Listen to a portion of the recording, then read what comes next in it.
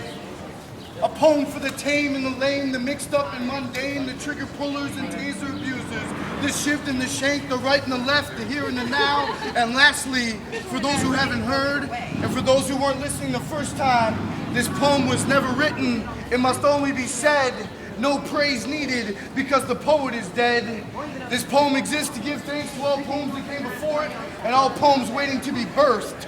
This poem was never written, it must only be said. No praise needed because the poet is dead.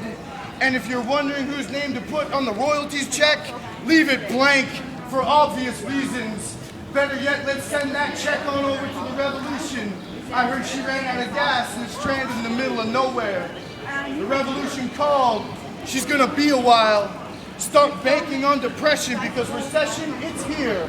Sell your assets, build a cabin on an island, start a garden, grow herbs and veggies before gas runs out and you can't make it back to the mainland. Either that or start training for long distance swims. Are you brave enough to walk on ice? Thunder and lightning are scarier than any horror movie I've ever seen in my life. I wonder when they'll start trading clouds and stars on the stock market. Would it be considered bragging if I told you I was still alive?